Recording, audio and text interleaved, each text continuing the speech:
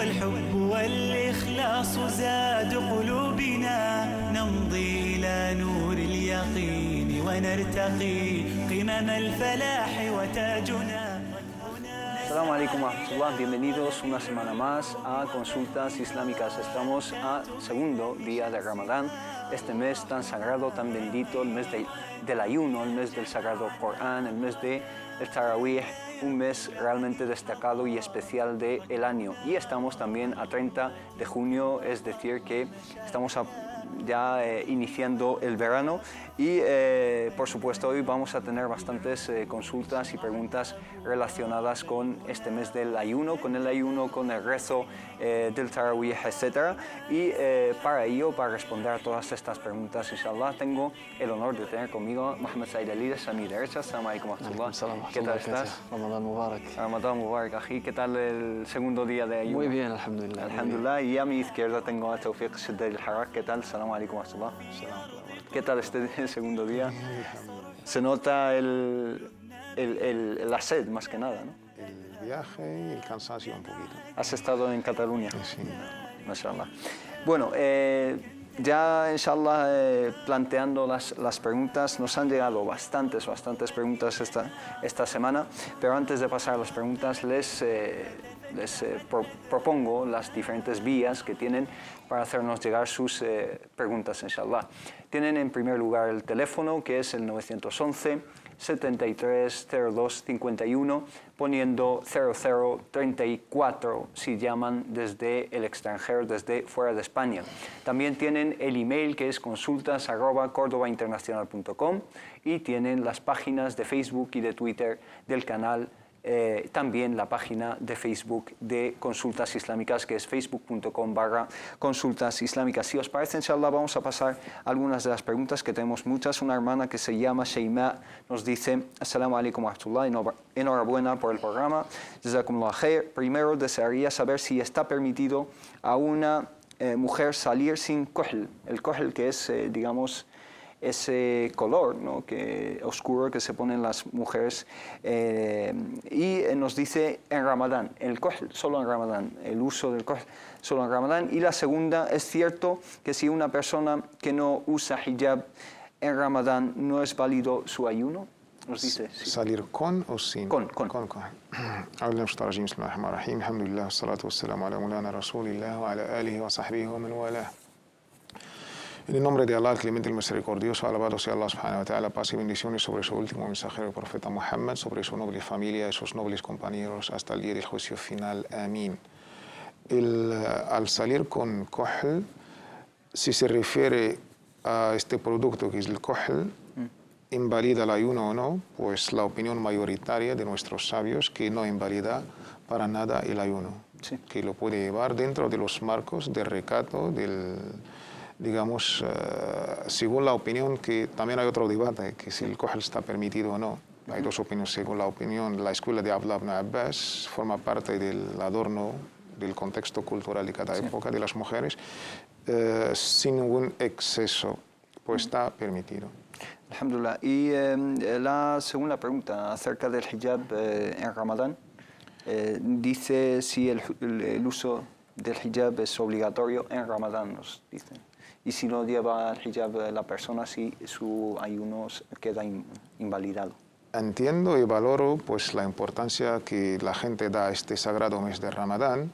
Sin embargo, los mandamientos de Allah subhanahu wa ta'ala están válidos para cualquier espacio y tiempo. Sí. Lo que es válido para Ramadán es válido para Sha'ban y para todo el año, para toda la vida y para todos los espacios y tiempos. Quizás Ramadán con mucho más, sí, pero hay que seguir los mandamientos de Allah subhanahu wa ta'ala siempre. Me gustaría escuchar también tu opinión, pero antes voy a dar paso a una llamada. Tenemos con nosotros a la hermana Ana desde Barcelona. Salam alaikum. Salam alaikum. Wa alaikum salam. Ramadan Mubarak. Ramadan Mubarak. Bueno, quería hacer dos preguntas. Una, creo que ya habéis hablado sobre este tema, pero bueno, el día que hablasteis lo cogí así empezado y no me he enterado muy bien. Sí. Era sobre el tinte del pelo, si se puede usar en Ramadán. Yo lo puse el domingo y bueno, mi cuñado, mi marido, me dice que no puede, como es un producto que penetra para adentro, pero no lo sé. Y en el caso de que no se pudiera, o al no saberlo, me gustaría cómo podría recuperar ese día, porque yo hice el ayuno. Sí. ¿Está claro? Sí, sí, está claro. ¿Alguna otra pregunta que sí, tenga? y otra es sobre el tema del Corán. Yo leo el Corán en español porque, claro, bueno, se conversa, el árabe no lo entiendo, aunque lo tengo así traducido, no lo sé. Entonces, como no me entero, lo leo en español. Ajá. Quería saber si es válido, porque este mes, inshallah, de intentar de leerlo entero, bueno, dentro de las posibilidades que tenemos las mujeres con nuestros quehaceres, pero bueno, en fin. Y quería saber si es válido, aunque sea en español, si me sirve igualmente. Barakallahu fik. Gracias, hermana. Assalamu alaikum wa rahmatullah. Shukran. Shukran. Assalamu alaikum. Bueno, antes de pasar a las preguntas de la hermana, me gustaría también escuchar tu opinión acerca del kohl y también la pregunta de la hermana Sheima, porque nos dice, también añade una pregunta, y durante el resto del año, ¿es cierto que si no llevas hijab, tu salat no es válida? El salat. Bismillah, wassalatu wassalamu ala mulana rasulillahi wa alihi wa sahbihi wa man walah. En el nombre de Allah, el misericordioso y el clemente, alabado sea Allah, que la paz y las bendiciones de Allah sean con su amado profeta Muhammad, con sus familiares, compañeros y aquellos que siguieron su guía hasta el día del juicio final. Respecto al kohl, la misma opinión del hermano Tawfiq, la opinión más sólida, la opinión mayoritaria es que sí se puede utilizar el kohl. Tanto en casa como... Sí, el rímel, digamos, de ojos para las mujeres, en el Ramadán se puede utilizar.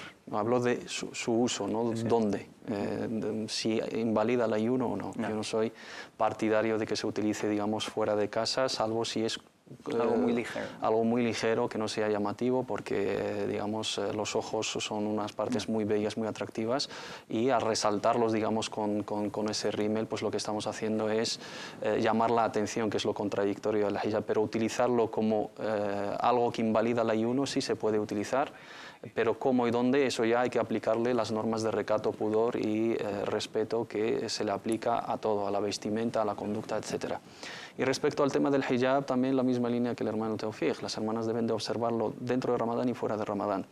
Su ayuno es válido, su ayuno es correcto, somos sahih, pero no deja de tener ese ism, ¿no? Esa carga de responsabilidad y esa carga moral por faltar a un precepto tan importante, y a través de ello complacemos a Allah subhanahu wa ta'ala. Entonces las hermanas, ya que es el mes de la disciplina, del autocontrol y del ejercicio de voluntad, es la mejor época de cambiar esos hábitos y corregir esas faltas que tenemos. Los que no rezan, este es el mejor tiempo para volver a rezar. Las que no llevan, digamos, su vestimenta correcta, este es el mejor mes. Su ayuno es válido, pero no deja de tener ed.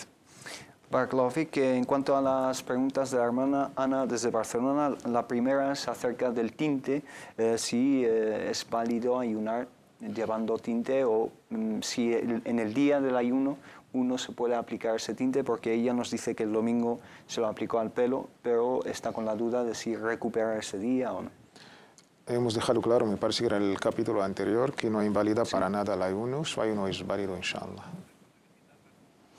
Muy bien, y la segunda pregunta, que es acerca de leer el Corán en español.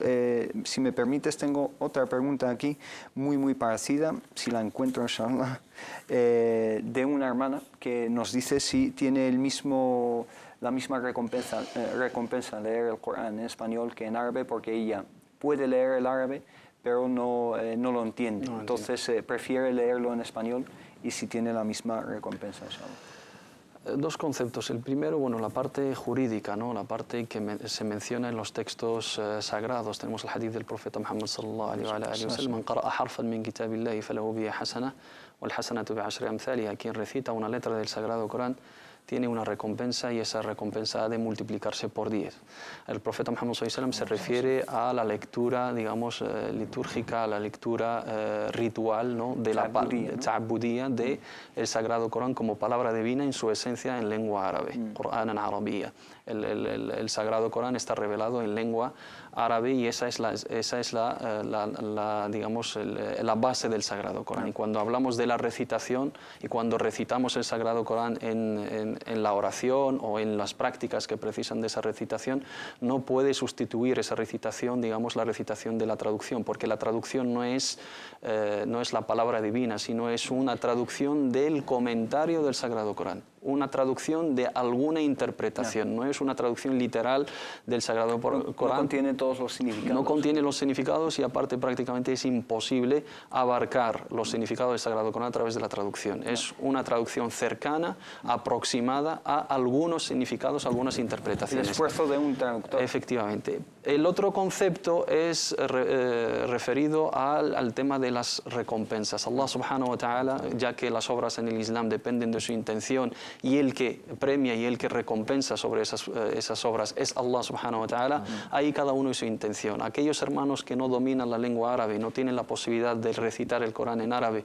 y lo hacen con toda la buena intención a la hora de acercarse a la palabra de Allah subhanahu wa ta'ala con lo que tienen a su alcance, que es la traducción en su idioma, pues inshallah, con esa intención de recitar el Sagrado Corán y asimilar y meditar sus significados, ¿por qué no Allah subhanahu wa ta'ala les dará la recompensa? Y eso no quiere decir que dejen de hacer un esfuerzo para aprender el árabe. La hermana que lo recita, aunque no lo entienda, tiene inshallah ta'ala su recompensa. Barakallahu fik, que tenemos también al teléfono a la hermana Suheila desde Melilla. Assalamu alaikum wa rahmatullah. Hola, salam alaikum.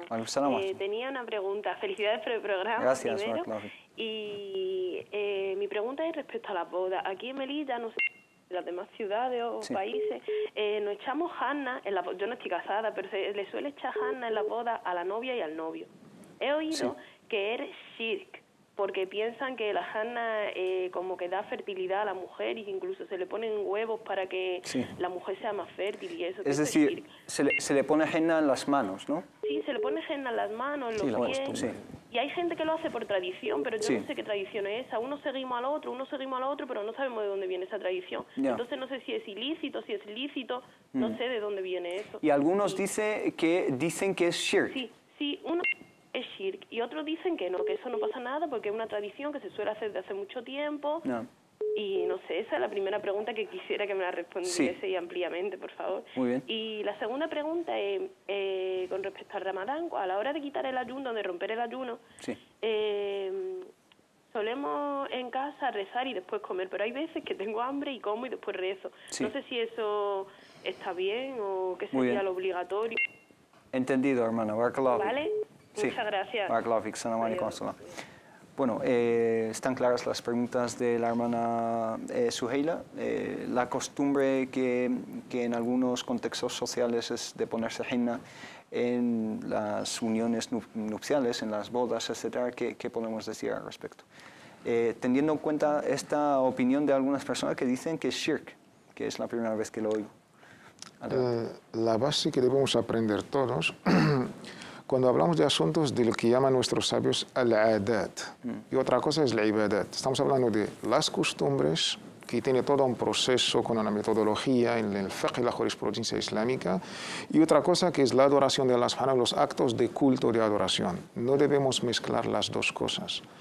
Referente a la ada de las tradiciones que cada pueblo, cada cultura, cada contexto incluso histórico y geográfico pues tienen de la manera de celebrar sus bodas, sus yaces nupciales, lo que ha entendido la hermana, pues el día de la boda para la novia o para el novio, pues hay una tradición que se utiliza el henna, la hierba conocida, la henna, para el novio e incluso también para la novia. Y hay unos cánticos tradicionales, incluso tienen algún fondo religioso. Se alaba al profeta Muhammad sallallahu alaihi wasallam, se decía pues la felicidad. Como base al aslu fil adat al ibaha. Como base pone el Islam que toda costumbre o toda tradición es halal, lícita, hasta que se demuestra lo contrario. Esta es una base genérica, la debemos aprender a la hora de resolver estos debates y estos temas. La base a priori es halal hasta que se demuestra algo que contradice la sharia, que contradice el noble libro de Allah subhanahu wa ta'ala o la auténtica sunna de nuestro mensajero Muhammad sallallahu alaihi wasallam. Como base, esta fiesta, utilizando esta henna, es halal, salvo en el caso si se comete algo contradictorio al Islam. Lo que yo conozco, mis experiencias, es algo totalmente natural, costumbre, y según mi experiencia de mi región geográfica donde vengo yo, pues no, nunca se ha cometido algo. Los que hacen esta lectura de Shirk, como nos ha comentado la hermana, lo enlazan con algunas prácticas paganas de la fertilidad, etc. No obstante, ¿no te parece que sacarlo es un de poco contexto y No, de alguna manera también igual se refiere la hermana a ese cántico que ha mencionado el hermano, Sí. ¿no? En ellos sí que hay algunas palabras que dan a entender alguna que otra, digamos, algún que otro concepto erróneo de pedir a Allah por nombres de sahaba, ¿no? Porque se mencionan los nombres de algunos sahaba en aquí, y entonces es hacer at-tawassul, ¿no? Pedir por ellos, y algunos pues que lo consideran como shirk. El hecho tradicional de utilizar ese henna, bueno, no tiene ningún fundamento, no tiene ninguna base religiosa, por supuesto. Si se deja de hacer, pues tampoco afectaría, ni tiene ningún valor jurídico, pero si no sale de ese marco de costumbres, de hábitos, sin que tenga un trasfondo de creencia y sin que se utilice en ello esos cánticos erróneos, incorrectos, que incurrimos a través de ellos, la mayoría de las veces es por ignorancia, ¿no? Sin saber ni siquiera lo que significan esos cánticos, eso sí que se consideraría incorrecto, ¿no? Cambiar esos cánticos, y el tema de la henna, si es en el marco de costumbres y hábitos, no pasaría nada. Bueno, queda pendiente la pregunta de la hermana Suheila acerca de si rezar o comer, que va antes, ¿no? Pero antes voy a atender una llamada que es la de la hermana Sena desde Madrid. Salam alaikum. Alaikum assalam. Adelante, hermana. Ramadán Karim. Ramadan Karim. Igualmente, barakallahu fik. Tengo una pregunta. Sí. Yo 4 meses estaba enamorada de una persona y estábamos así hablando, no fuera de como de cosas haram. Estamos así hablando normal para conocernos. Sí. Pero me prometí con otro y me casé con él hace un mes. Hace un Y mes. hay a veces que me está... Sí, hace un mes que me he casado. Sí. Y hay a veces que me llama el chico con quien estaba enamorada y estoy hablando con él. Y quiero saber si eso es, como decimos, khiyana. Pues khiyana es Sí. desvío. Que si es Infidelidad. infidelidad o no. Sí, y quiero saber qué tengo que hacer. باش نكفر على داك الشيء اللي كان عندي. Muy bien. Entendido, inshallah. Y Eso es lo que quiero. Por Barakallah. favor, quiero... Sí. Inshallah le contestaremos en unos minutos. Barakallahu fik. Salam alaikum wa rahmatullah. Gracias. Gracias a usted. Salam alaikum. Ramadán. Bueno, quedaba la pregunta de la hermana que nos decía que normalmente rezan antes de comer, pero algunas veces el hambre puede con ella y... se refiere a la hora de romper la ayuno, sí, el el Maghrib, ¿no? La sunna de nuestro amado y querido mensajero Muhammad sallallahu alaihi wasallam ha sido aprobada incluso por la ciencia y por la medicina. Sí. Al escuchar el adán, pues es sunna romper el ayuno sobre algo pues energético, dátiles o algo por el estilo, agua, y ir a rezar. Algo que tenga un aporte energético importante. Sí, para un poquito, para el hambre, para el cansancio, para esta recuperación biológica. Y después de rezar, volver a comer algo sano. No nuestras, digamos, mesas marroquíes conocidas, no, es totalmente contra, digamos, el beneficio de la salud. Algo como, pues, las verduras, las frutas y la famosa sopa nuestra, la harira, que ya conocemos todos. Sí. Bueno, cada país tiene su gastronomía. De una manera un poquito la dieta sana. Muy bien. Entonces, romperla. No obstante, su pregunta también es si ella come antes de rezar, que si come, es decir, comer lo que es comer. Lo mejor sería romperla con algo así rápido, rezar y vuelve y que coma con su... Muy bien. Hermano Mohamed Said, ¿algo que añadir? Sí, hombre, rezar con hambre no sería lo correcto. Tiene que satisfacer, digamos, esa necesidad. El profeta Muhammad sallallahu alaihi wasallam, incluso en Salat al-Jama'a, la salata fi hadrat al-ta'am, cuando llega el momento de rezo y también se sirve la comida tiene prioridad porque uno al rezar pues está pensando en esa comida y tiene hambre. Al estar todo el día de ayuno, lógicamente uno tiene ganas de comer y es una alegría, como mencionó el profeta Muhammad sallallahu alaihi wasallam en el hadith lis-saimi farhatun inda fitrih. El ayunante tiene dos alegrías, una de ellas es cuando rompe el ayuno porque disfruta de las dádivas de Allah y después de haber cumplido un precepto, y la otra, inshallah ta'ala, cuando ve la recompensa del día del juicio final. La hermana, ya que es una mujer y no tiene la obligación de salir a la mezquita a rezar, puede comer, lo suyo es comer algo, rezar y luego volver a comer, pero si quiere comer, satisfacer su necesidad, digamos, de hambre, etcétera, y luego rezar dentro del tiempo, antes de que salga del tiempo, no está en lo correcto, inshallah. Barakallahu fik. Tenemos al teléfono a la hermana Abir desde Madrid. Assalamu alaikum. Assalamu alaikum wa rahmatullahi wa barakatuh. Wa alaikum salam wa rahmatullah. Ramadán Mubarak. Ramadán Mubarak, igualmente. Barakallahu fik. Iba a preguntar que cuando vamos a rezar a la mezquita el tarawih Sí. y tenemos que rezar con el imam el witr, o si queremos rezar Qiyam el-Lail, rezarlo después de Qiyam el-Lail. Muy bien. Entonces, ¿sí es obligatorio rezarlo con el imam o puede posponerlo después de Qiyam el-Lail? Barakallahu fik. ¿Alguna otra duda? No, solo eso. Barakallahu fik. Assalamu alaikum wa rahmatullah. Bueno, antes teníamos la duda de la hermana Sena desde Madrid. Ella conocía a un chico, hablaban, dice que no hablaban de nada haram, etc. Luego, hace un mes, se casó y ahora este chico sigue intentando ponerse en contacto con ella y ella nos ha confirmado que sigue hablando con él. Nos dice si está cayendo en un acto de infidelidad y si es así, cómo, digamos, rectificar esta situación. Por supuesto que sí, tajantemente que sí. Es una infidelidad, una mujer casada. Sí.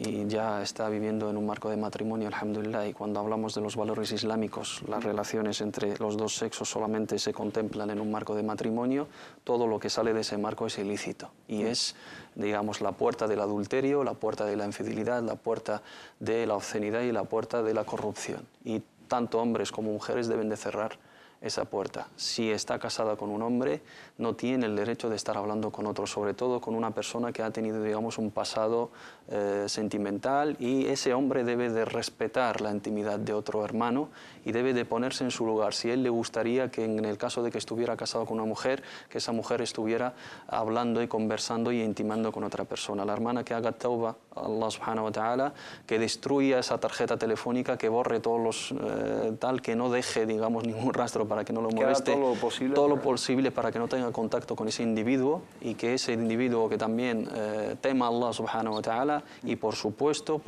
se sigue en este camino, está incurriendo en un acto de infidelidad. Entonces la llave es tauba, ¿no? Claro, debe de pedir perdón a Allah subhanahu wa ta'ala y cerrar esta puerta, si no va a abrir la puerta a muchísimos problemas, que Allah subhanahu wa ta'ala le salve y salve su matrimonio de este tipo de situaciones. Muy bien, antes de pasar a la pregunta de la hermana Abir, tenemos al teléfono a la hermana Najla desde Madrid. Assalamu alaikum, hermana Najla. Wa alaikum salam, hermanos, Ramadán Mubarak. Igualmente, Ramadán Mubarak. Mire, tengo tres preguntas. Sí. Una es sobre la adopción, si nosotros al ser musulmanes podemos adoptar o no, si es lícito o no. Ajá. La segunda es sobre la mano de Fátima. En Marruecos tenemos costumbre de llevarla a todo el mundo como símbolo de protección y me han comentado que puede llegar a ser Shirk Billah.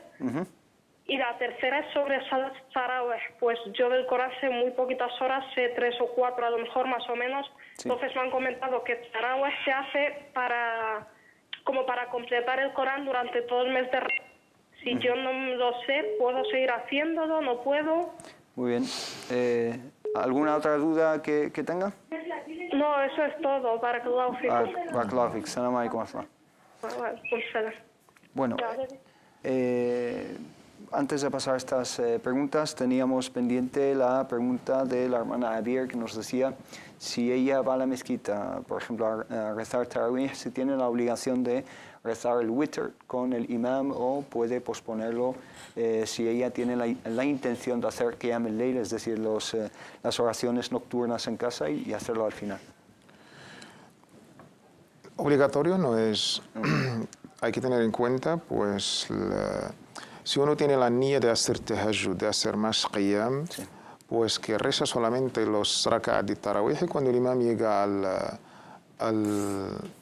shaf' al witr, que ella pues no lo siga y va a su casa y haga pues otro qiyam y hace su tarawih en su casa. Esta es una opinión. Sí. También tenemos otra opinión, que sí, porque tenemos el hadith del profeta Muhammad sallallahu alaihi wasallam, quien reza con el imam y hace tarawih y hace con el witr, es como si ha rezado toda la noche, tendrá la recompensa del qiyam. Pero ahí tenemos debates entre, por lo menos 3 opiniones entre nuestros sabios, con la niya de hacer más tahajjud. Pues si hacemos una opinión, sí hay que seguir el imam, incluso con el shaf' o el witr. Pero si yo quiero seguir rezando en mi casa, ¿cómo voy a romper, digamos, aquel shaf' o el witr que ya he cerrado con él? Una opinión es que rezar una rak'a para hacer el total par. existe. Otros dicen que no, que es abierto. Podemos incluso tener nueva niya. Pues hay un debate entre nuestros sabios. Pues yo me inclino por la primera opinión. Sí, que lo puedo posponer. Perfecto. Posponer y hago en mi casa. Barakallahu fik. En cuanto a las preguntas de la hermana Najla, ¿qué dice el Islam acerca de la adopción? El Islam habla de kafala, que es el apadrinamiento, la adopción en el sentido convencional, ¿no? Tradicional actual que conocemos, que es atribuirle el nombre, el apellido familiar, digamos, y que se considera como un hijo biológico. Eso es prohibido en el Islam, porque el Islam vela por preservar el linaje, el origen, y cada individuo, cada ser humano tiene el derecho de conocer sus orígenes, de conocer quiénes son sus padres y llevar el apellido familiar, ¿no?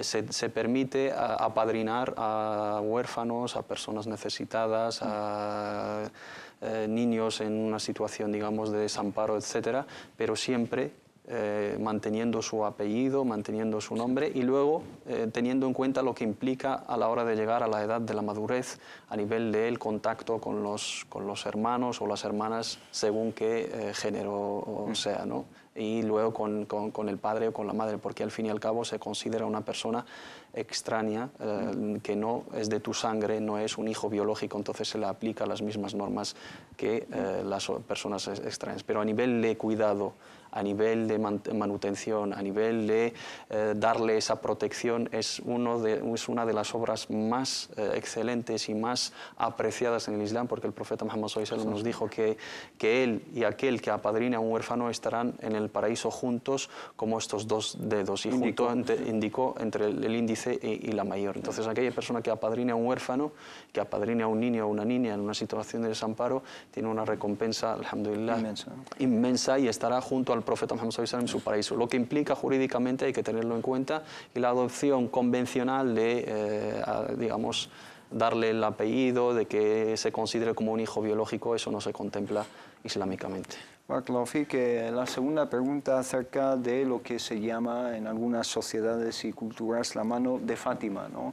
O la Hamsa o Hamisa, o diferentes culturas tienen, incluso diferentes religiones, aparece ese símbolo que es una mano con un ojo, etc. ¿Qué dice el Islam de eso? ¿Es realmente válido, ilícito o no? Primero, ¿qué Fátima estamos hablando?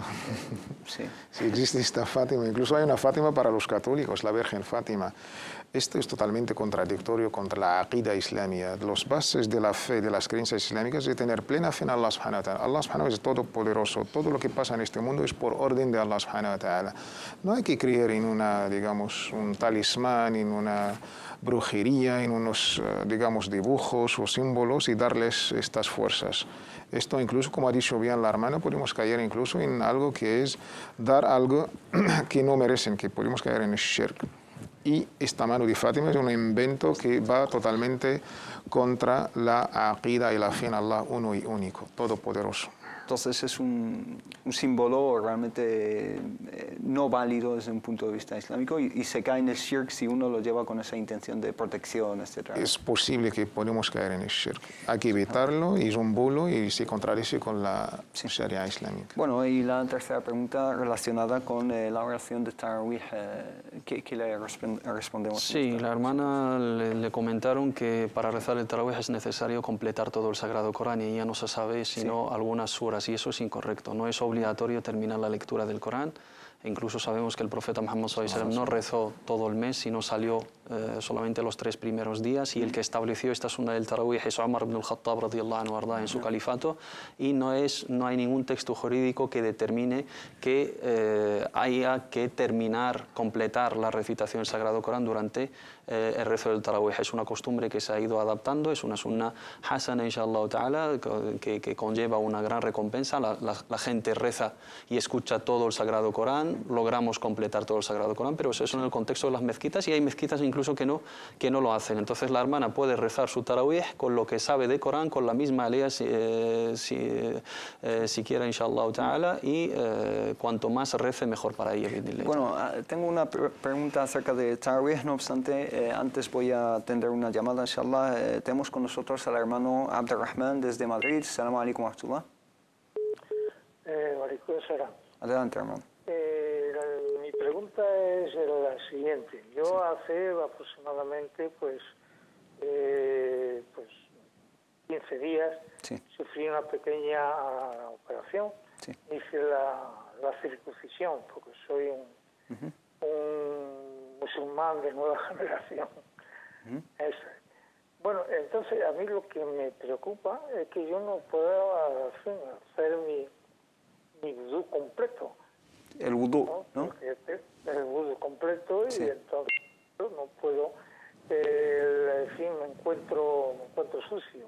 Entonces me preocupa mucho porque yo estoy yendo a la mezquita, voy a la mezquita, aparte de que hago mis rezos aquí en casa, y claro, al encontrarme, en fin, personalmente que no me siento purificado, no me siento limpio, no sé si está bien o está mal el que yo vaya a la mezquita.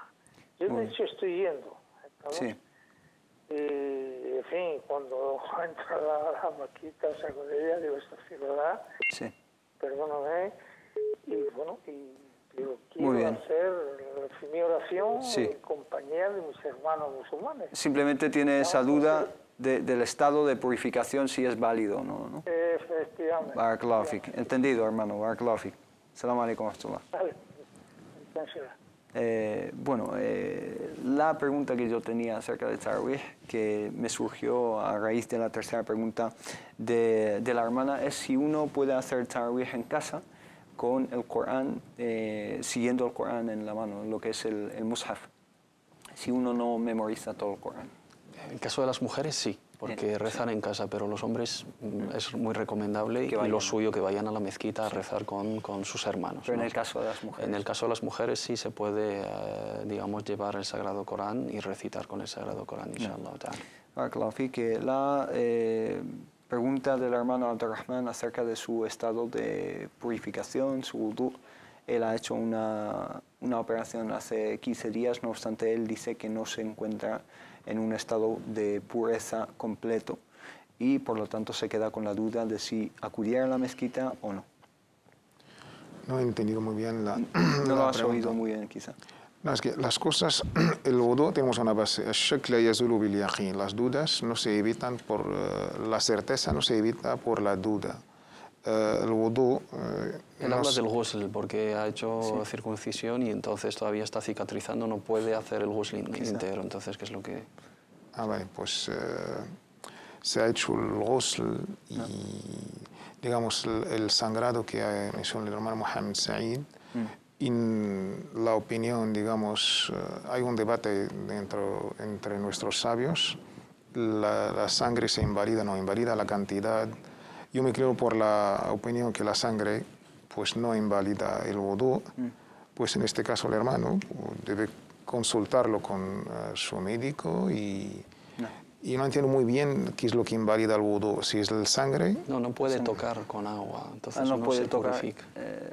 Entonces, en este contexto... En este contexto, cuando no podemos utilizar el agua por algún impedimento, que es alguna herida, no podemos tener contacto con el agua porque el agua nos puede perjudicar o puede retrasar la curación de alguna enfermedad o representa en sí un riesgo, podemos recurrir al tayamum, la ablución seca, para sustituir esa ablución, digamos, acuática, ¿no? Tahara al-ma'iyya con la tahara at-turabiyya. Pero en su caso, si, digamos, puede tapar esa parte que no puede tener contacto con el agua, como puede ser, por ejemplo, alguna escayola con un cubre escayolas, con alguna prenda de plástico para evitar que utilice el agua en las partes que sí puede en el resto del cuerpo. Entonces, lo que no se puede, digamos, conseguir por algún impedimento no se deja en su totalidad, ¿no? Cuando un miembro no puede tocar agua, no lo podemos tocar con agua, podemos utilizar el agua para los otros y hacemos el tayamum por ese lado. Entonces, el hermano, para que haga su ablución mayor y evitar que, digamos, se perjudique ese miembro afectado por esa cirugía, que se tape esa parte para que no tenga contacto directo con el agua y que lave las otras partes y haga el tayamum para ese miembro que no le ha tocado el agua. Pero si en el caso de que no pueda utilizar el agua, puede recurrir al sustituto, que es el tayamum, y su purificación es válida totalmente y puede hacer todo que permite el wudu. Entrar a la mezquita, estar a la mezquita, rezar en grupo, recitar el Corán, tocar el Corán, etc. Barakallahu fik. Tenemos al teléfono a la hermana Fátima desde Madrid. Assalamu alaikum wa rahmatullah. Alaikum salam. Adelante, hermana. Ramadán Mubarak, lo primero. Barakallahu fik. Quería preguntar una duda que tengo porque yo tengo una enfermedad crónica y no puedo ayunar, me pongo muy mal. Sí. Entonces quería preguntar, bueno, yo por cada día de Ramadán que no ayuno tengo que pagar una cantidad para dar de comer a un pobre. Y otra pregunta que tengo sobre lo mismo es si yo durante Ramadán tengo que intentar como un poco de sacrificio de comer menos de lo habitual o tengo que hacer la vida normal, mis comidas normales. Sí. Muy bien. ¿Alguna otra duda, hermana? No, sí. Solo eso. Entonces, dos dudas. Si por cada día tiene que sacar una fidia, que es esta cantidad, y si durante Ramadán, debido a su condición, pues debe comer, pero menos de lo habitual. A eso se refiere. Sí, tengo que hacer un poco de sacrificio, digamos. Entendido. O simplemente... Muy bien. Barakallahu fik, entendido perfectamente. Bueno, la primera pregunta acerca de la fidia. Ella tiene una enfermedad crónica y nos dice si tiene que sacar una fidia por cada día que deje de ayunar. Pues sí, en el caso de una enfermedad crónica, para saldar esta deuda hay que sacar, pues, lo que se ha calculado aquí en España más o menos alrededor de 5 euros más o menos por día. Sí. Y esto pues ella puede elegir darla cada día, al final de Ramadán, a un pobre, a varios, ahí alhamdulillah, ella según su valoración. La segunda pregunta, si debe comer menos de lo habitual o hacer este sacrificio por su parte. Las personas que por alguna excusa jurídica pueden romper el ayuno y pueden faltar al ayuno, deben de hacer un día normal. Pueden comer las veces que quieran, las cantidades que quieran. Lo único, según qué contexto, respetar, digamos... si tienen, por ejemplo, gente que esté ayunando. O si vive en un contexto islámico, ¿no? En un país musulmán, que no pueda comer en público porque eso puede, digamos, llevar a consecuencias negativas y generar dudas en torno a su din, etc. Pero en su día a día puede hacer su vida normal y puede hacer todo lo que no pueda hacer el ayunante porque ella no está en ayuno y inshallah tiene su recompensa sin sacrificio porque al sacar esa fidia tiene la misma recompensa de aquella persona que ha hecho el ayuno, inshallah. Barakallahu fik. En cuanto a las preguntas que nos llegan a través de las redes sociales, voy a citar algunas. Una pregunta de una hermana que se llama Hawa nos dice: Assalamu alaikum wa rahmatullah, quería preguntarles sobre el rezo. En la inclinación hay personas que dicen que hay que decir Subhana Rabbiyal Azim wa bihamdih 3 veces y otras dicen que hay que decir Subhana Rabbiyal Azim, Subhanaka Allahumma Rabbana wa bihamdika, Allahumma gfirli. ¿Cuál de estas dos fórmulas son las más correctas? Nos pregunta. Antes de contestar, solamente aconsejar a los hermanos y las hermanas, al hablar de cosas así relacionadas con nuestro din, nos tienen que decir pues las referencias, dónde está dicho o no está dicho. Hablar por hablar, a veces podemos incluso faltar a la fuente y al contenido. En este caso, pues la pregunta de la hermana, las dos son correctas. Se trata de ruku' y el dua que invocamos a Allah subhanahu wa ta'ala. Ella puede elegir entre el primero o el segundo. Incluso nuestros sabios aconsejan, vamos cambiando de vez en cuando. Alternar, ¿no? Exacto. Muy bien, tenemos al teléfono al hermano Abu Bakr desde Madrid. Assalamu alaikum wa rahmatullah. Wa alaikum salam wa rahmatullah. Adelante, hermano. Ramadan Karim. Tengo una pregunta. Sí. Quiero saber si puedes vacunar y luego seguir Ramadán. Esa es una pregunta. Si puedes vacunar, perdón. ¿Sí? Si puede vacunar, ¿el qué? Perdón. Y luego seguir Ramadán. Ajá. Vacunar Ramadán. Sí, vacuna durante el Ramadán. Sí. ¿Ok?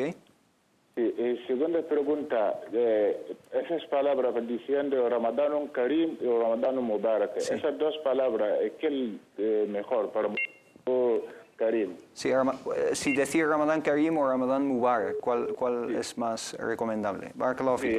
eso es. Barakallahu fik, hermano. ¿Alguna otra pregunta que tenía?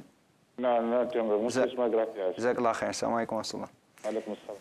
Bueno, ¿querías añadir algo a lo que dijo el hermano acerca de lo de Rukú'? Los dos dichos vienen narrados. Los hermanos tienen que saber que tenemos varias narraciones y el profeta Muhammad sallallahu alaihi wasallam a la hora de rezar lo ha hecho de diferentes maneras. No lo que se refiere a las acciones, sino a los dichos, ¿no?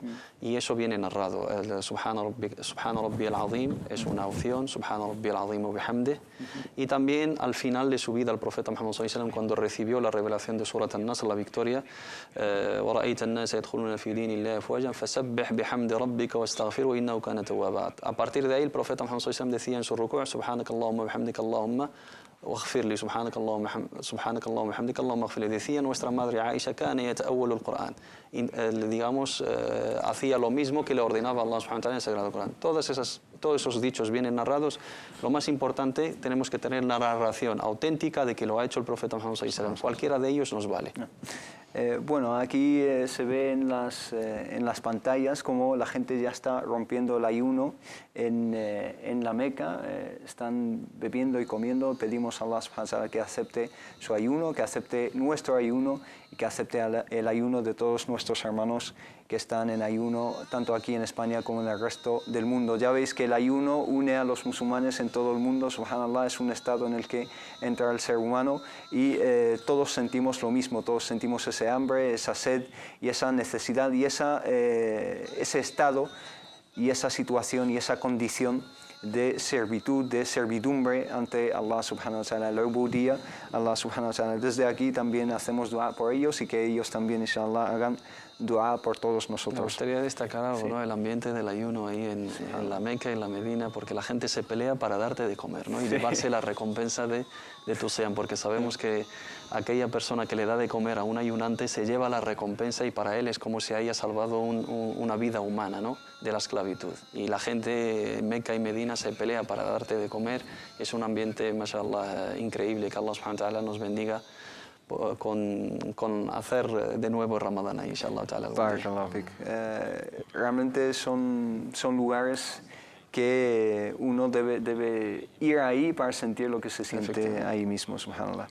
Bueno, con vuestro permiso volvemos inshallah a las preguntas. Una hermana nos dice lo siguiente, una hermana se llama Dua.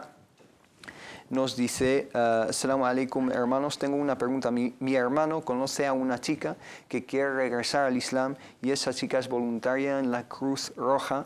Y la pregunta es, cuando sea musulmana, inshallah, si puede, seguir trabajando ahí o no.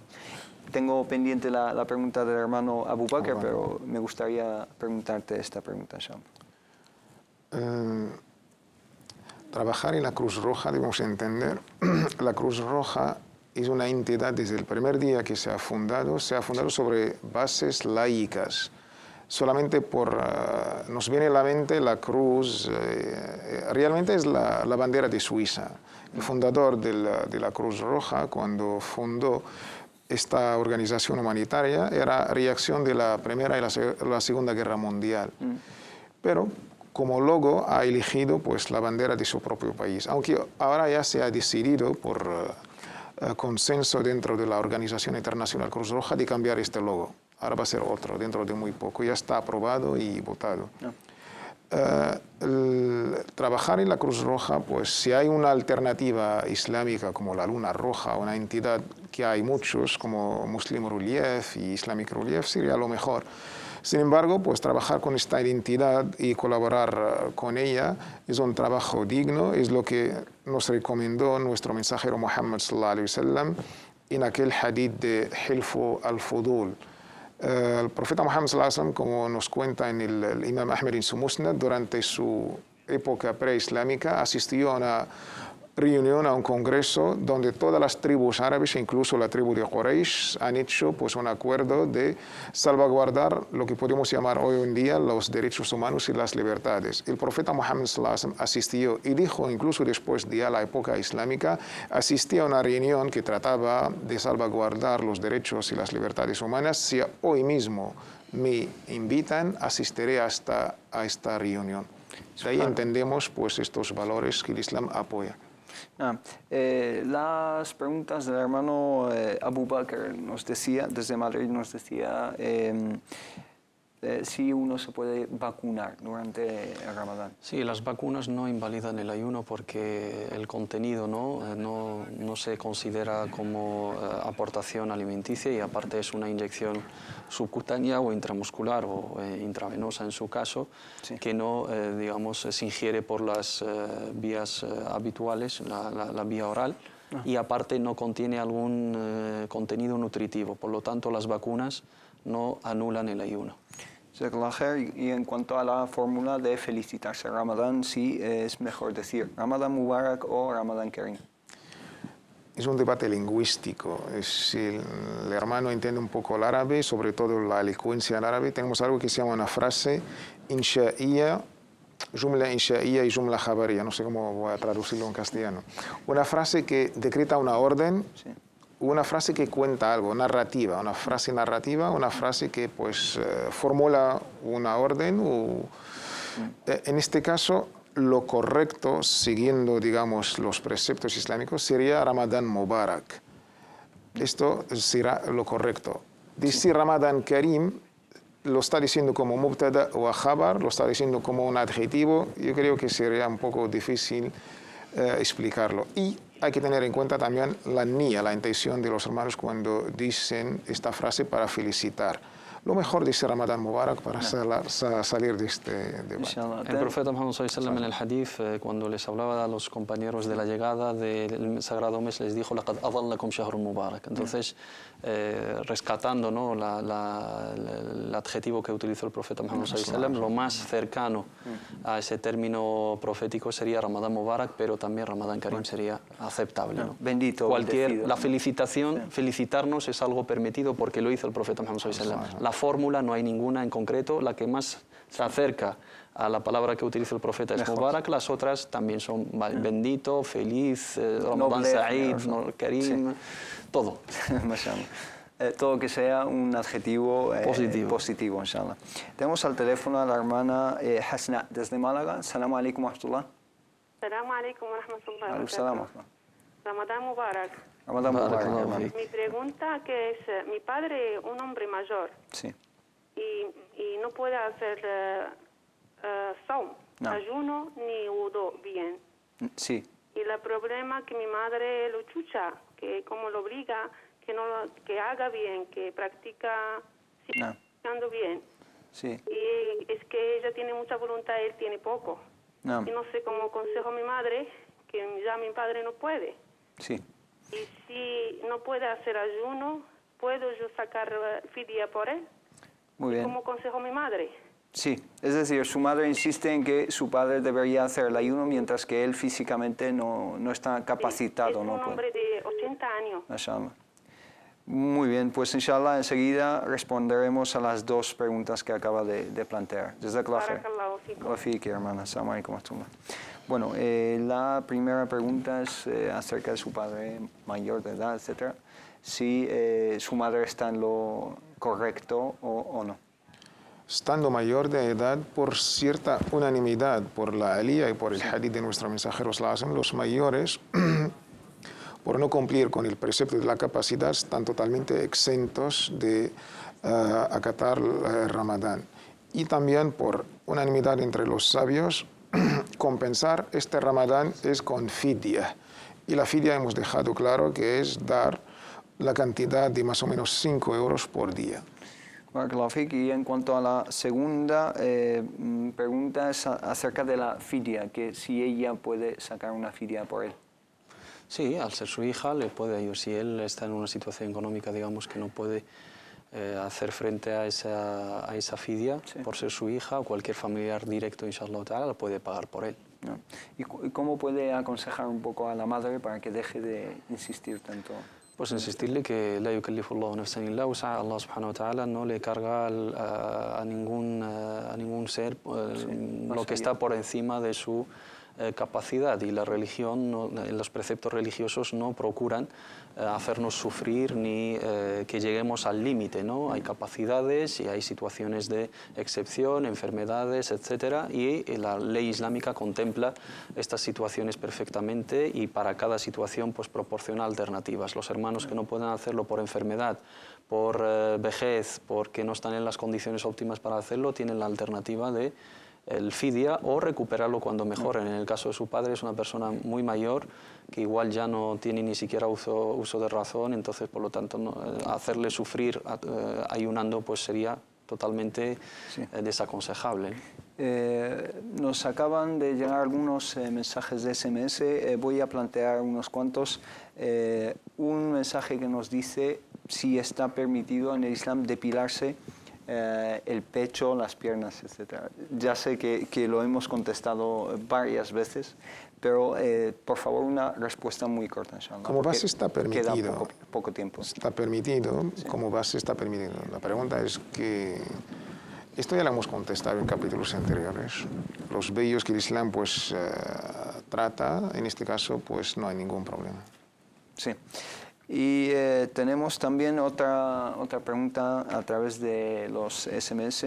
Nos dice una hermana que su marido tiene las transaminasas muy altas y que no puede ayunar. Si está permitido que deje de ayunar o si está obligado de todas formas. Eso lo tiene que valorar. Es un problema de hígado. De hígado, sí, pero bueno, lo suyo en los casos de las enfermedades relacionadas, digamos, con las transaminasas o, digamos, cuando los índices de ese tipo de indicadores, ¿no? que determinan una anomalía en ciertos órganos, y en este caso el hígado. El ayuno es bueno para ciertas patologías y para ciertas situaciones, pero si el médico en su caso le aconseja no ayunar y le determina que el ayuno puede ser peligroso para su caso, recurre a la fidia si es una enfermedad crónica, o recurre a la compensación de esos días una vez que mejore, inshallah. Inshallah, que Allah subhanahu wa ta'ala lo sane, inshallah. Tenemos al teléfono a la hermana Lubna desde Barcelona. Salam alaikum wa rahmatullah. Salam alaikum, hermana Lubna. Bueno, inshallah recuperaremos. Feliz Ramadán. Feliz Ramadán, hermana, adelante. Sí, bueno, es que mi pregunta consiste, bueno, una hermana. Sí. Sí. Por favor, baje el volumen de la televisión y vuélvanos a llamar, inshallah, porque a lo mejor se repite nuestra voz y no nos llega a oír. En cuanto a los SMS, sigo con algunos que tenemos pendientes. Una hermana que se llama Cristina nos dice que ella no es musulmana y que hace el Ramadán. Ella ayuna durante el Ramadán, pero no reza. Nos dice si su Ramadán, su ayuno, está, digamos, es aceptable. Yo valoro la... Está casada con un hermano musulmán y ella intenta hacer el ayuno, lo hace, pero no reza. Entonces, ¿qué podemos decir de eso? Valoro la intención, el esfuerzo que está haciendo la hermana Cristina. Sin embargo, sería lo mejor dar otro paso, que ya se ha atrevido, ya ha pensado por lo menos como solidaridad o como experimentar. Sería lo mejor, lo adecuado, pues que dar otro paso después de estar convencida, sin ninguna coacción, y sabiendo que en términos islámicos, antes de cumplir con algo, hay que creer en su, digamos, legislación. Allah subhanahu wa ta'ala lo tendrá en cuenta, pero mejor sería con shahada y después cumplir con el ayuno, inshallah. Es decir, primero hacerse musulmana, es decir, la entrada al Islam es a través de shahada. Todas las obras dependen de niyya, sí. Y algo tan importante que es el ayuno, para que Allah subhanahu wa ta'ala en estos términos, pues la niyya, la intención es muy importante, sí. Teniendo creencia en algo. Yo creo en este Dios o en esta religión y luego voy a cumplir con los preceptos. Se valora lo que ha hecho, el esfuerzo, la verdad es tremendo, pero yo aconsejo a la hermana que siga en su investigación y que dé el otro paso, inshallah. Jazakallah khair. Tenemos un mensaje que nos llega de la hermana Aisha desde Inglaterra. Nos escribe desde Gran Bretaña y nos dice lo siguiente. Nos dice: Assalamu alaikum. Lo primero es felicitaros por un programa tan fantástico. Despejan muchas dudas de la vida diaria que normalmente no se encuentran en los libros, mashallah. Y nos dice dos preguntas. La primera es la siguiente: el Islam da derecho a la mujer a buscar conocimiento y también el deber de obedecer al marido, es decir, estos dos, ese derecho y esa obligación. Mi consulta es: a mí me gustaría acudir a un centro islámico donde hacen actividades para mujeres, sin embargo hay una sola puerta por donde entran tanto hombres como mujeres y muchas actividades son mixtas. Mi marido no quiere que vaya y me dice que consulte libros, programas como el suyo, tenga encuentros con hermanas en casa, etc.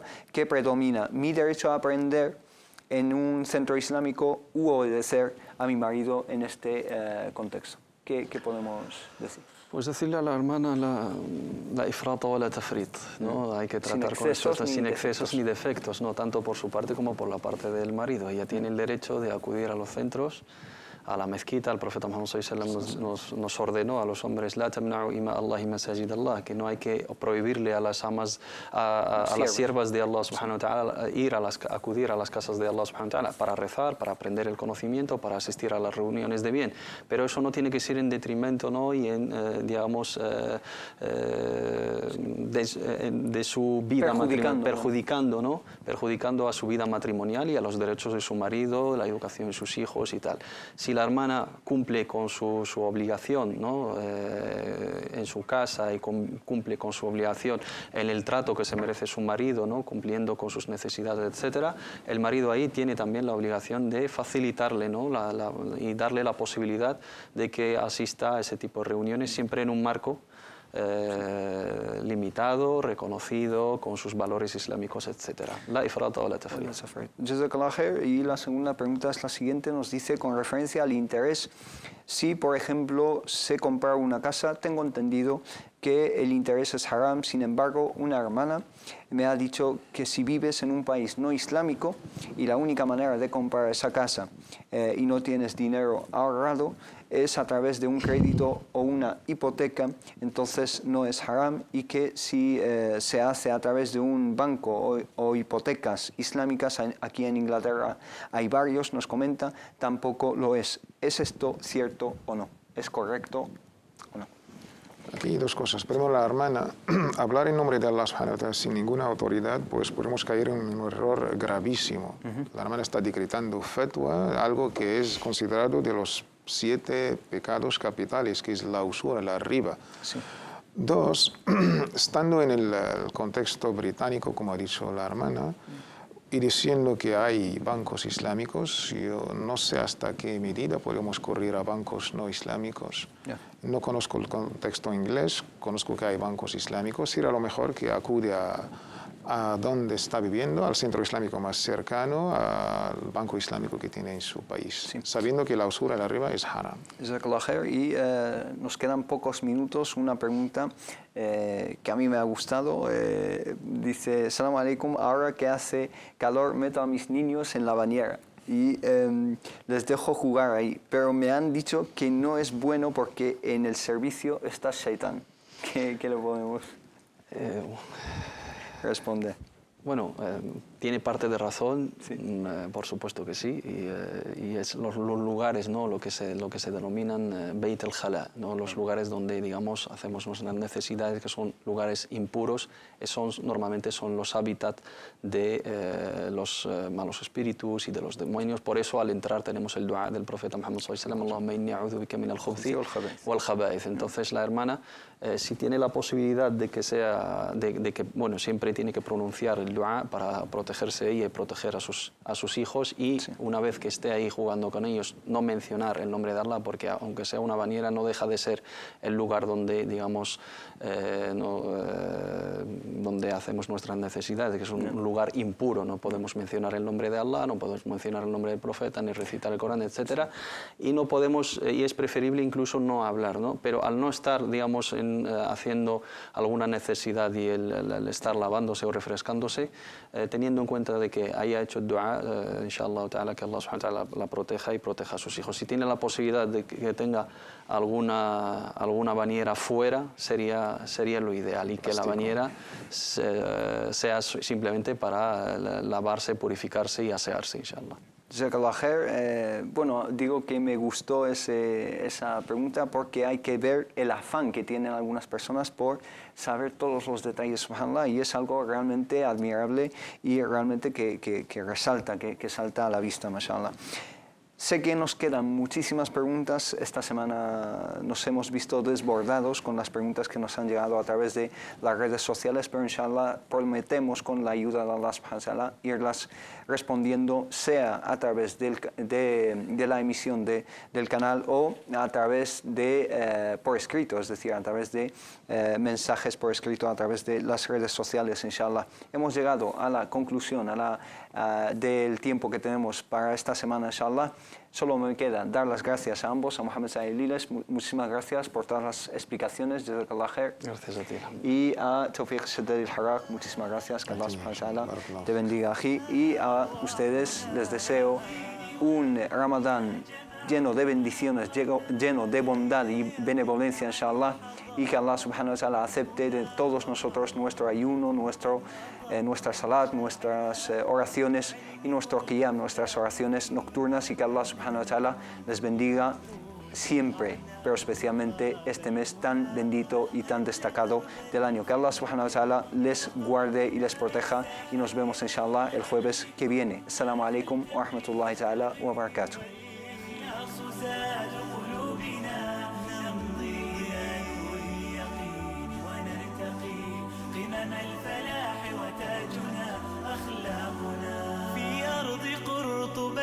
لنا صرح هنا لذنا به فتفتحت أذهاننا يا معهدي يا خير دار للهدى فيك انتشت بالمكرمات نفوسنا.